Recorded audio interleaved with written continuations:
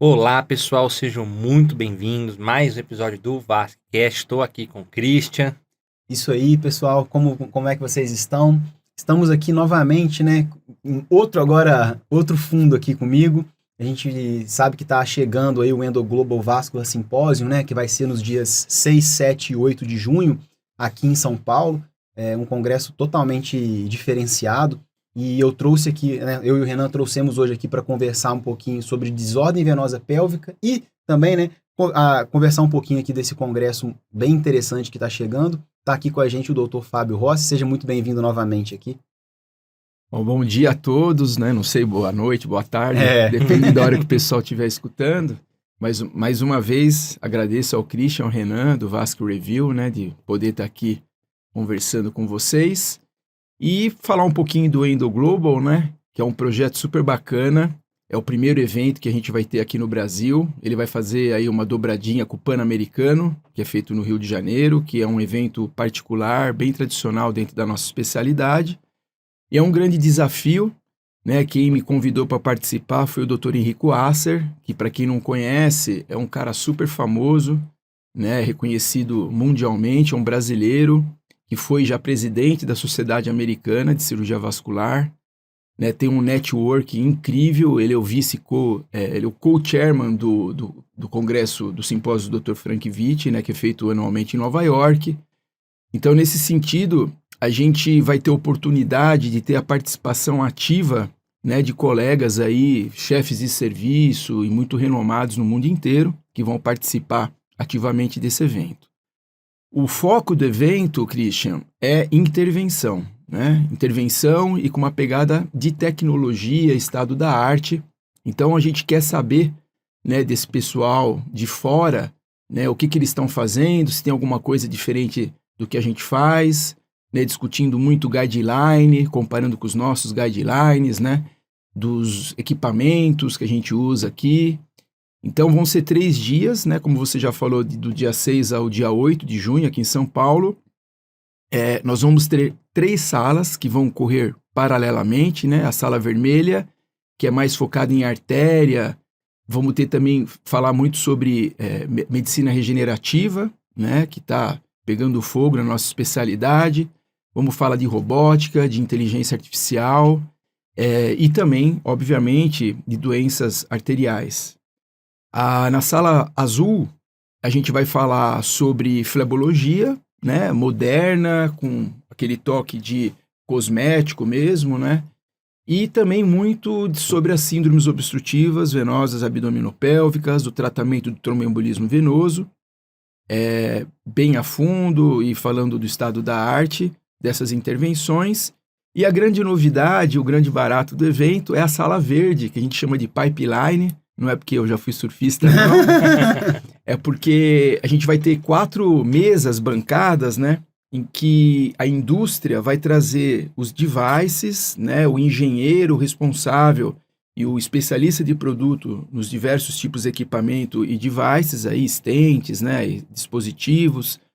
E a gente vai discutir numa mesa com colegas que entendam do assunto, sobre a tecnologia que envolve naquele produto da empresa, discutir ali formas de aplicação, tanto técnica como até os aspectos comerciais, né? Às vezes a gente tem dificuldade de dar acesso aos nossos pacientes a esses equipamentos, então a gente vai discutir muito sobre isso também. E é isso, cara, vocês vão estar lá também, né, dando todo o apoio, a gente está fazendo uma parceria bem bacana e está todo mundo muito animado, né, as empresas também. A gente está trazendo a experiência que a gente adquiriu durante o Especializando, né, que foi um divisor de águas aí na educação dentro da nossa especialidade, que está sendo copiado por vários outros eventos, né, que é essa possibilidade do colega da indústria ter voz ativa na discussão, né. Para mim, eu sempre gostei muito de engenharia, e eu acho que a medicina cresce muito dessa interface entre o médico, né, que está fazendo o procedimento ali com a indústria, discutindo a tecnologia, às vezes algumas mudanças necessárias no equipamento. Então, eu acho que é um ganha-ganha, como fala a Lidiane, né? É um ganha-ganha para todo mundo aí. E convido todos aí para estarem lá com a gente no evento. Beleza. Então, você chegou a falar aí, Fábio, da questão da sala azul, né? Vai abordar bastante coisa da parte venosa. E hoje a gente separou para conversar um pouco sobre a desordem venosa pélvica aqui, né? Que com certeza vai ser um tema quente que será abordado lá no Endoglobal, né?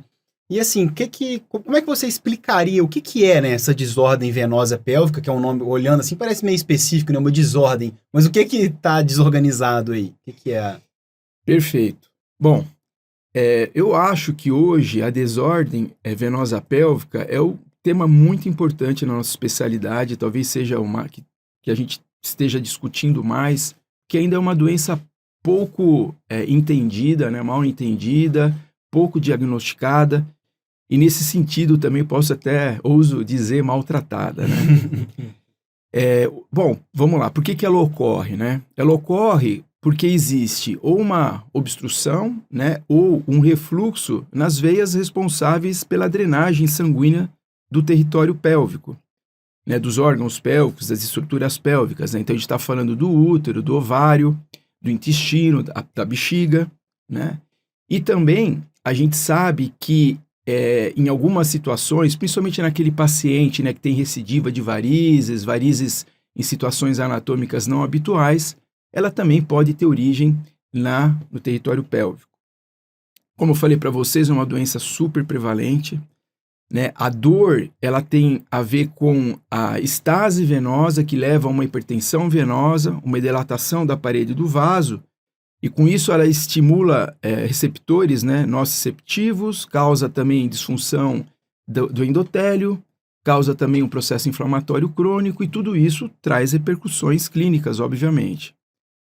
Ela é super prevalente, né? A gente tem estudos que estimam aí que 1/3 das consultas no ginecologista sejam por dor pélvica crônica, e que 1/3 dessas pacientes com dor pélvica crônica, a causa principal, né, é a desordem venosa pélvica. Então, a gente está falando que das pacientes que procuram um ginecologista por dor pélvica crônica, a cada 10 pacientes, uma tem desordem venosa pélvica. Quer dizer, é muito comum.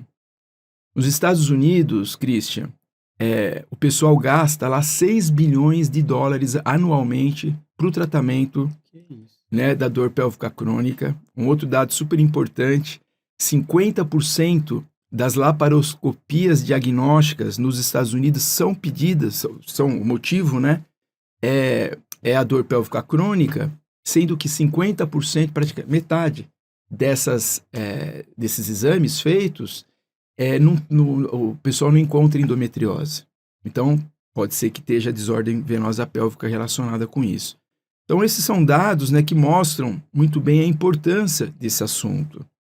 É difícil a gente convencer, né, o ginecologista que ela existe, né? A endometriose, obviamente, é a causa principal da dor pélvica crônica, mas é um trabalho aí que a gente tem que fazer de tentar mostrar, trazer dados aí de qualidade para mostrar, né, que algumas dessas pacientes são portadores desses distúrbios venosos pélvicos, né? Entendi. Isso tem um ponto interessante, que quando o ginecologista vai fazer a laparoscopia, o pneumoperitônio, ele colaba as varizes pélvicas. Então, ele não encontra a endometriose, mas também ele não olha e fala assim, não tinha variz, ou tinha poucas varizes pélvicas. Na verdade, camuflar, não. Né? O pneumoperitônio que ele fez, que colabaram as varizes, fez uma impressão, subestimou o intraoperatório dele, e às vezes ele não considera por conta disso. Mas que a pesquisa tem que ser feita através dos métodos tradicionais que a gente conhece. Né? Exatamente, isso que você falou é bem verdade, né? Eu já tinha escutado falar isso, é verdade, porque você coloca a pressão ali, né? Você acaba colabando, né? A parede da veia, né? E na realidade, o que acontece? Eu vejo muito que o próprio radiologista hoje, tirando o especialista no assunto, ele acaba não considerando a presença da desordem venosa pélvica no diagnóstico diferencial, né? Das diversas causas aí né, de solicitação do exame, né? Isso é muito importante que você falou.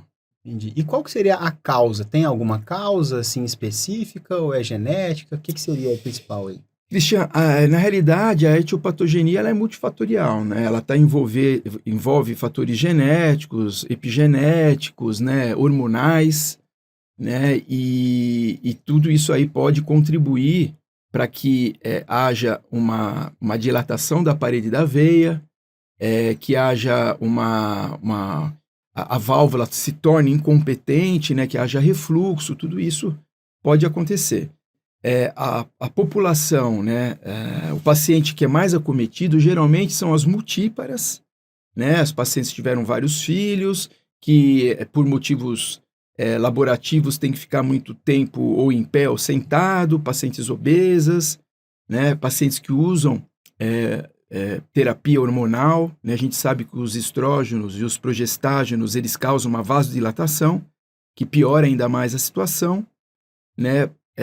Eu acho que a principal causa seria essa. E, paradoxalmente, né, nas pacientes mais magras, longilíneas, né, com IMC baixo, por problema de...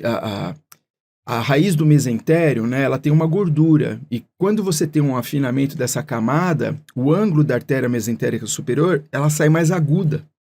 E aí ela tem mais possibilidade de comprimir a veia renal, né? E aí, comprimindo a veia renal, existe uma hipertensão, né? Às vezes, o mecanismo de escoamento do fluxo venoso renal vai inverter pela gonadal e vai acabar provocando, né, dilatação da gonadal, formação do plexo venoso varicoso. E assim, a gente tem que lembrar que a quantidade de sangue que passa pelo rim, né, 1/3 da volemia passa por minuto em cada rim. Então, a gente não considera muito, o fluxo é muito grande. E ele vai acabar passando, né, através dos vasos pélvicos, e isso, né, obviamente, vai causar dor nessas pacientes, né. A gente também sabe que as síndromes compressivas, né, abdominopélvicas obstrutivas, elas também são um fator causador, né, dessas varizes pélvicas. A gente falou da compressão na veia renal, que é a síndrome Nutcracker ou de quebra-nozes. A gente pode falar das compressões na veia ilíaca, que é a síndrome de May-Turner, quando não tem trombose associada, ou de Cockett, né, quando tem trombo. Elas também podem provocar, né, dor pélvica crônica. Por quê? Porque a gente tem que lembrar que os órgãos pélvicos também são drenados pela veia ilíaca interna e pela veia ilíaca comum, né? Então, também é uma outra causa aí. Então, assim, tem muito paciente. Outra coisa que a gente tem que lembrar também, que no homem, a varicocele é uma manifestação também de tudo isso que a gente está falando, e é uma causa importante de infertilidade masculina, né? Verdade. Não sei se eu esqueci alguma coisa, mas não, acho que é mais ou menos isso aí. Se esqueceu, eu não tô percebendo, não. E quais que seriam os sintomas? A dor, a gente já falou aqui, mas teriam algumas outras manifestações clínicas, além da dor pélvica? A principal é a dor pélvica crônica, né? Como a gente já comentou, que ela é super prevalente. A característica principal dela é uma dor, geralmente, no baixo ventre, uma sensação de peso, um desconforto muito grande, ou na região inferior das costas, né? Que se intensifica quando a paciente permanece muito tempo em pé ou sentada, né? Quando fica muito tempo ali no trabalho sentada, e também quando usa hormônio, né? Também pode intensificar a dor. No período perimenstrual, a dispareunia, né? Também é um outro sintoma importante. E nesse sentido, a dispareunia é um pouquinho diferente do normal, que é uma dor que ela permanece após a interrupção do ato sexual. Ela permanece, às vezes, até alguns dias, a paciente refere. Isso é uma característica muito comum na paciente que tem desordem venosa pélvica. Que mais? E também, a gente não pode deixar de lembrar que também pode levar, né, às varizes dos membros inferiores, principalmente naquela paciente que tem recidiva. Aquelas varizes atípicas, né? Distribuição já exatamente. Estranha. E também tem outras manifestações, né? Que a gente tem observado e tem sido correlacionado com esse distúrbio, né? Tem a bexiga irritável, né? Até a doença inflamatória crônica intestinal, doenças, manifestações gastrointestinais inespecíficas, até cefaleia, né? E uma série de outras ali, né? Que a gente vai lembrando, passando Muitas aí. Muitas pessoas pensam também, né? Mas não sei se é uma verdade a associação com hemorroidas, né? Sim, não deixa de ser. Hemorroida é uma varizes pélvica, né? E ela é a veia, né, mesentérica inferior, ela acaba passando também, né, fazendo uma rica rede de colaterais. A gente tem que, assim, uma outra coisa importante da gente citar, existe uma riquíssima rede de circulação colateral entre o sistema cavo superior e inferior, entre a veia renal e o plexo venoso pélvico e também as veias do membro inferior através das veias de escape, de fuga do assoalho pélvico, né? Ela é uma rede de colaterais. Então, quando você tem uma congestão pélvica, o fluxo sanguíneo ele pode procurar qualquer uma dessas veias, né? Então, a doença varicosa, com certeza, pode ser uma manifestação aí dessas síndromes que a gente obstrutivas, né? Desses refluxos que a gente está falando. Entendi. Até a própria hiperplasia prostática benigna, ela tem sido correlacionada. A infertilidade também, né? Olha só, um trabalho amplo espectro, mostrando, né? Muita coisa que pode dar, pode se manifestar, né? E como é que faz o diagnóstico dessa doença? Como que seria feito? Então, o diagnóstico, não existe ainda um consenso dos critérios diagnósticos, né? Para a gente afirmar que existe essa doença ou não. E isso atrapalha um pouco, né? Para as pessoas considerarem realmente, principalmente as outras especialidades, a presença dessa situação. Hoje ainda, o padrão ouro de diagnóstico é a venografia, que é um método invasivo. Na venografia, que deve ser feito com o paciente acordado, você vai investigar o quê? A presença das obstruções na veia renal, nas veias ilíacas. Você vai investigar o padrão de refluxo pelas veias gonadais, pelas veias hipogástricas, também pelo sistema colateral paravertebral, transpúbico, transpélvico, transvaginal, né, transuterino. Tudo isso aí você consegue investigar durante esse exame e o paciente fazendo manobra de valsalva, né, por isso que é importante o paciente ficar acordado. Mas é um método invasivo. Existe, em relação à medida de pressão, se fala muito em relação principalmente à obstrução na veia renal, né, você pode medir a pressão pré e pós, e se fala aí uma diferença de pressão entre 2 a 4 milímetros, não existe um consenso, seria característico de uma obstrução que hemodinamicamente seria significativa. Um outro método que tem cada vez mais sendo feito, porque ele não é invasivo, é a ecografia transparietal, né, que em equipes bem treinadas, né, tem apresentado cada vez melhores resultados. É um método que você consegue observar também a presença dessas obstruções, o padrão de refluxo, mas a gente tem que tomar um pouquinho de cuidado, porque a própria literatura diz que mesmo em equipes experimentadas, né, que tem esse treinamento para fazer esse tipo de diagnóstico, em até 20% dos casos ela pode falhar na verificação da presença dessa doença. A gente tem que lembrar que as veias ilíacas, elas são profundas, são tortuosas, né? Às vezes a interposição gasosa pode dificultar a insonação, né, dessa região. Também o grau de hidratação do paciente, né, é importante. Então tem uma série de fatores aí que devem ser considerados. Tem até a questão da hora do dia, né, que você examina. Até isso faz diferença. Exatamente.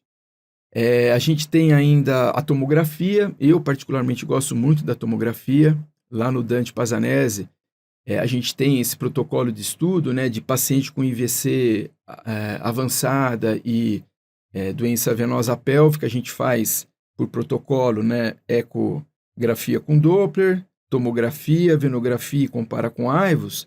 Então a gente acabou adquirindo bastante experiência e hoje, na angiotomografia, né, se você pedir ela com cortes finos, as 3 fases, né, arterial, parenquimatose e venosa, e você fizer a reformatação da imagem, a gente consegue observar muito bem as obstruções, os padrões de refluxo e ajuda muito você, além de fazer o diagnóstico, também programar o procedimento.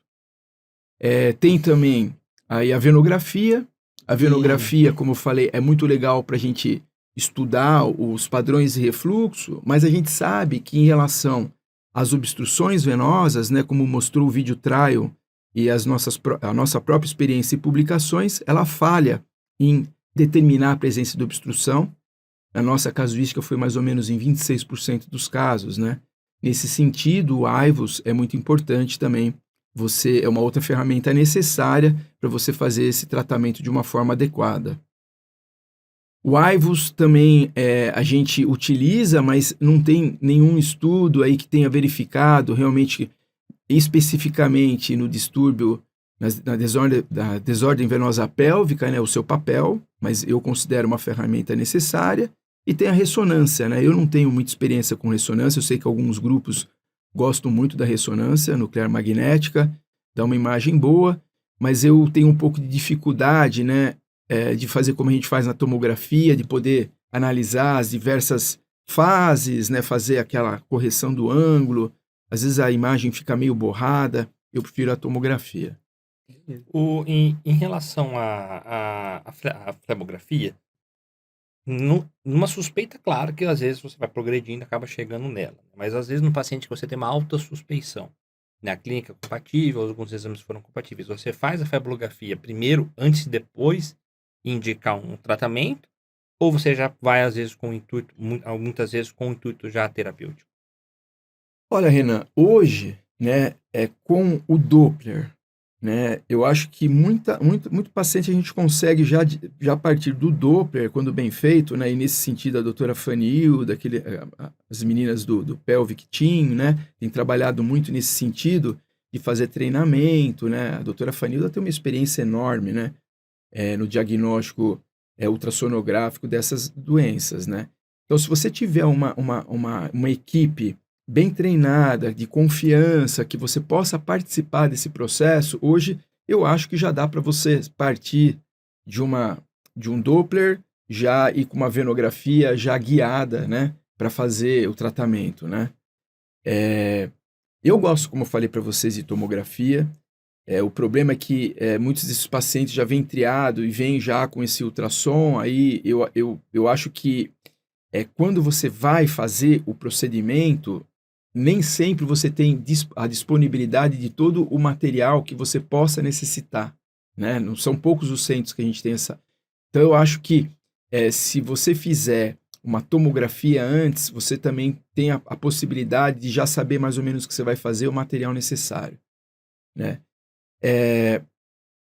Eu acho que você hoje não tem mais necessidade de você fazer a venografia e depois fazer o procedimento, né? A venografia é um exame invasivo, né? Eu acho que a venografia hoje é muito mais já para guiar o seu procedimento, né? Isso aí até que eu ia te perguntar agora, que assim, às vezes assim, o ideal é você já ter a suspeita clínica e tudo, mas vamos supor que ainda assim você não foi conclusivo. Você já partir por uma flebografia armada, né? Já pronto para resolver caso algo seja identificado, logicamente. Tudo isso já conversado com o paciente, né? Perfeito. E como que é feito o tratamento? Qual que é a ideia do tratamento da desordem venosa pélvica? Beleza. Quando o paciente apresenta apenas sintomas pélvicos, né, só sintomas pélvicos, hoje a indicação é você fazer embolização, né? Vou falar como que eu faço a minha técnica. Eu funciono ecoguiado a veia femoral, né? Geralmente a femoral comum direita, faço cateterismo seletivo, né, através da veia renal, veia gonadal, estaciono a ponta do catéter na pequena pelve, eu nunca vou mais para baixo, né, inicialmente, pelo menos. Aí eu peço para o paciente fazer uma manobra de Valsalva, injeto o contraste, e aí eu já tenho uma ideia, mais ou menos, do volume de contraste que eu vou ter que injetar para preencher todas as varizes pélvicas ali que estão insuficientes, né? Então a gente injeta, anota esse volume, aí eu preparo espuma, né, com polidocanol a 3%, pela técnica proposta por Tessari mesmo. E aí eu faço o mesmo volume na primeira injeção, né, com a paciente fazendo manobra de Valsalva, o máximo que ela conseguir. Aí eu faço uma nova, depois disso eu faço uma nova injeção de contraste e geralmente essa primeira injeção já pelo menos tem um vasoespasmo e o volume já reduz em uns 50% aí. E aí eu vou fazendo o mesmo processo, dando tirinhos de polidocanol, até que eu garanta que aquele plexo venoso doente ele esteja já vasoespasmado e ocluído. E aí eu venho puxando retrogradamente o catéter, fazendo a técnica de sanduíche, gosto muito de mola fibrada, mais um pouquinho de espuma, né? E geralmente uso entre 3 a 4 molas, dificilmente mais que isso. Eu gosto muito de usar mola fibrada, né? Geralmente entre 8 e 12, né, milímetros de diâmetro, eu sempre uso bem comprida, 40 centímetros. Eu gosto muito do formato cube, geralmente é isso que eu faço. Aí na literatura, cara, tem de tudo, né? Tem gente que gosta de já embolizar as duas gonadais e entra também pelas hipogástricas. Na minha experiência, assim, é muito raro eu precisar fazer a embolização nesse primeiro momento nas outras vias, né? Mesmo porque a gente tem que considerar, eu não gosto muito de sair dentro do critério de segurança do uso do polidocanol, que a 3% o pessoal fala em torno de 10 ml, né? Quando eu acho muito mais importante você garantir que você tratou a via principal de refluxo, né, e o plexo venoso mesmo, eu acho que, assim, geralmente a gente trata muito bem, o paciente melhora bem dos sintomas. E caso haja necessidade de fazer uma nova reintervenção, a gente faz um procedimento ambulatorial, o paciente faz o procedimento, vai embora deambulando, né? Dia seguinte pode trabalhar, eu não vejo muito sentido em sair dos critérios de segurança do uso do polidocanol. Quando o paciente tem sintomas pélvicos associados à insuficiência venosa crônica avançada e a gente identifica que exista também obstrução na veia ilíaca, eu prefiro primeiro tratar a obstrução venosa ilíaca. Na nossa casuística, em 80% dos pacientes existe melhora também dos sintomas pélvicos nessa situação, além da melhora do sintoma da insuficiência venosa crônica. É isso. Geralmente, assim, nosso dia a dia é isso que a gente faz. Entendi. Qual catéter que você gosta de cateterizar ali? Você vai com cobra? Cara, é material tranquilo. Geralmente, a maioria eu uso para cateterizar. Eu gosto muito do cobra visceral, né? 5F mesmo. O guia que eu uso, eu gosto muito do 0035 Terumo Stiff, hidrofílico, que dá um bom suporte para você entrar com o catéter até lá embaixo, né?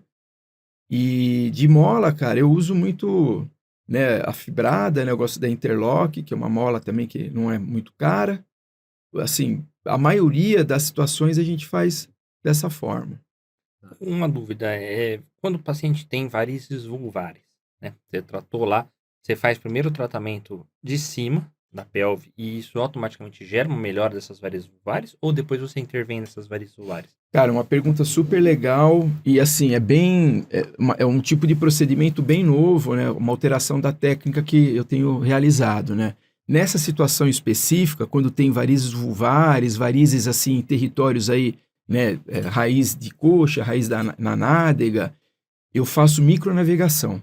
Então eu levo o catéter, né? O catéter que a gente já comentou, e aí com microcatéter e microguia, eu faço valsalva e através do refluxo, né, eu investigo o ponto de fuga do assoalho pélvico, eu entro com esse microcatéter lá e faço espuma por dentro, né, a mesma técnica, né, espuma 3%, Tessari, e a gente já faz o tratamento e depois recua e faz o tratamento do restante. O resultado é incrível, cara. Outra forma também é você tratar, como a gente já falou, só a parte das varizes pélvicas e depois você fazer punção direta, que também funciona muito bem. Mas eu acho que como você tá lá já, né, tá tudo na mão, e você tiver a oportunidade de fazer a micronavegação, você acaba evitando um outro procedimento, né? Então é uma coisa que a gente tem feito bastante também na nossa prática clínica. Interessante. E costuma ser, o pós-operatório costuma ser muito doloroso? Como que é essa evolução aí? Olha, é assim, a paciente é muito sofrida, ela já tem muita dor, né? geralmente no pós-operatório, do analgésico habitual mesmo, anti-inflamatório por 3 dias, e não me lembro de nenhuma paciente que teve que usar algum opiáceo, né, nesse tipo de tratamento, né. O que acontece, às vezes, durante o período inicial, a paciente continua sentindo dor. Por isso que eu aguardo de 3 meses, 6 meses, né. Até saiu um trabalho recente de um grupo que fez uma análise de uma casuística boa, que ele fez exatamente isso, né? Ele fez o tratamento, acompanhou o paciente por 6 meses, e ele fez uma análise da escala visual analógica da dor. Então, existe uma melhora inicial e o gráfico ele vai caindo cada vez mais. Não é né? súbito, né? É porque você está causando uma flebosclerose, né? Naquele momento lá. Então, você tem... o paciente sente um pouquinho de dor do próprio processo do tratamento, né? Que você provocou.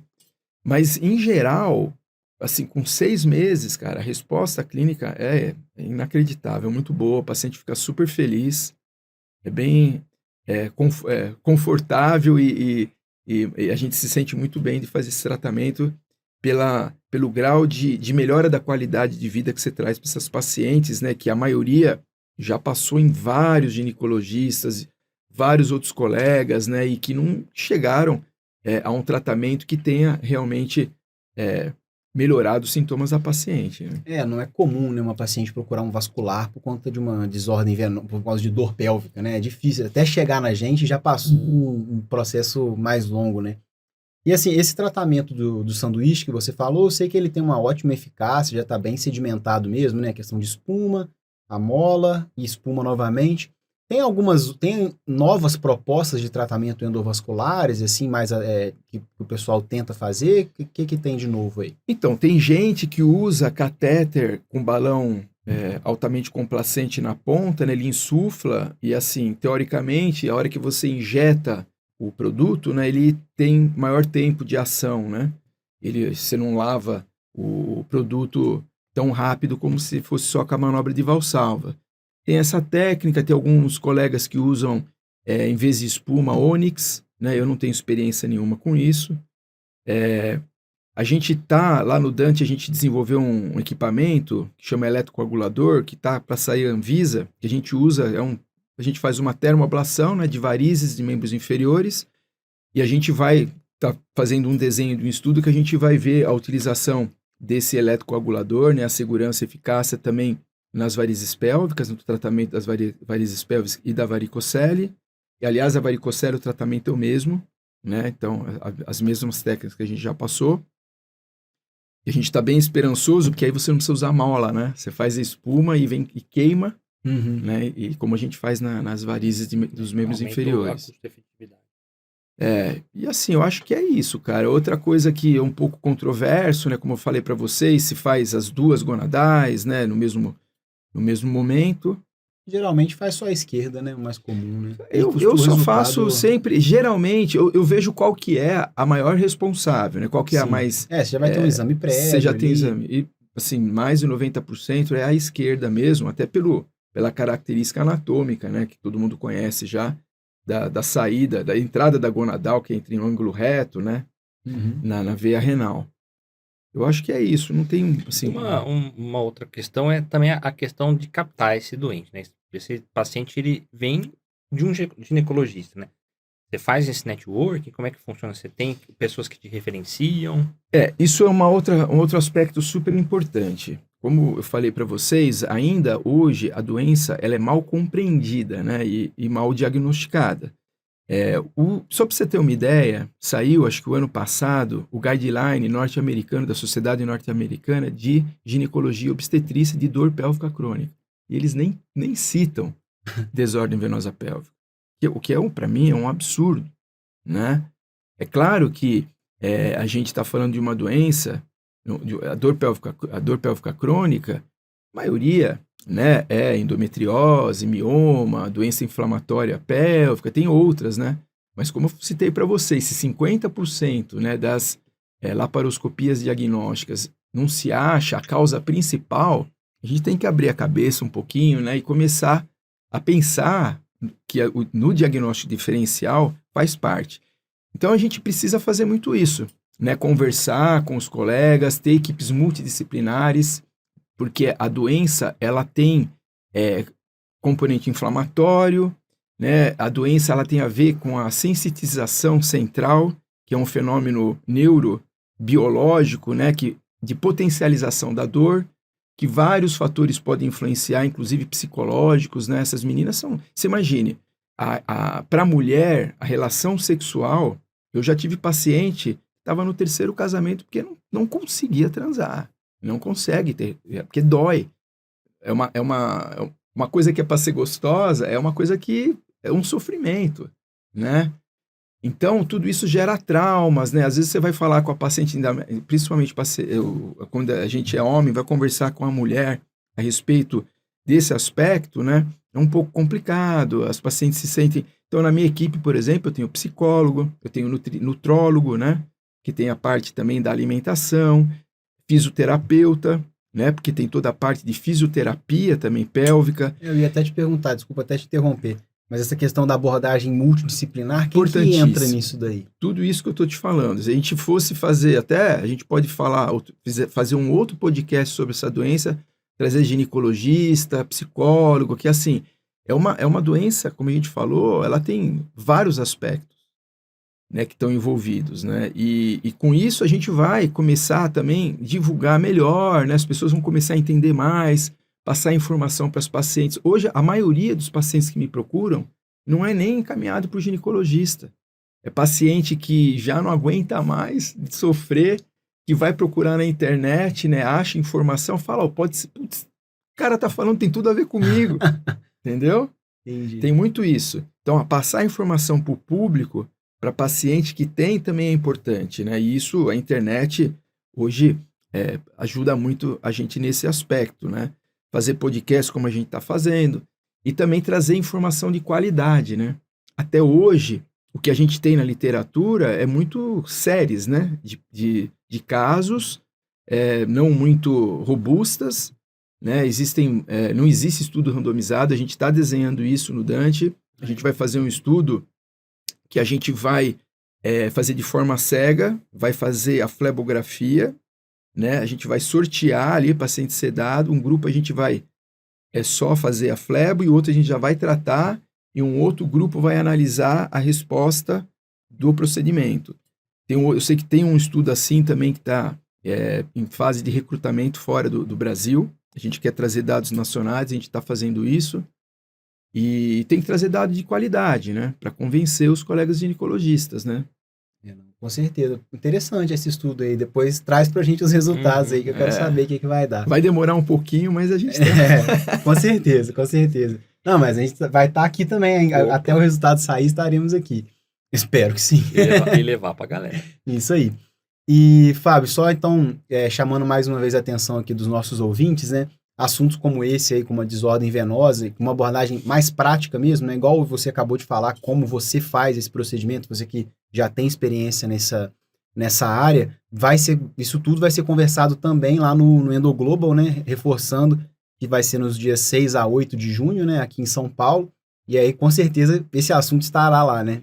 Sim, a gente tem esse assunto, a gente vai falar de todos os principais trials que já saíram, né, sobre stent venoso, nas mais diversas situações, com convidados estrangeiros, alguns até os investigadores principais desses trials vão estar participando com a gente. Eu vou apresentar a nossa casuística do Dante Pazanese, de 153 casos tratados, que a gente tem paciente até com 10 anos de segmento, pela primeira vez eu vou apresentar o resultado clínico desses pacientes, resultado da pervedade. Vamos falar muito sobre também desordem venosa pélvica, tanto no salão principal, como também no salão verde, né, no pipeline. As indústrias vão trazer toda essa tecnologia, né, para o tratamento dessas desordens. Né, na bancada lá, a gente vai pegar na mão, vai discutir técnica, o estado da arte, tecnologia, né, e vamos falar também que a gente já até fez podcast sobre embolia pulmonar, trombose venosa, na fase aguda e na crônica também. Excelente. Vai ser muito bom. Beleza, então queria agradecer mais uma vez a sua presença aqui, como sempre, muito produtivo, né? Passando sempre informações de alto nível aí. E obrigado pela presença, né, Renan? Não, realmente. Nossa, foi uma discussão maravilhosa. Tenho certeza que todo mundo que tá ouvindo curtiu bastante mesmo. Valeu, obrigado aí. Sempre que convidar, estarei aqui. Maravilha. Até mais, pessoal. Tchau.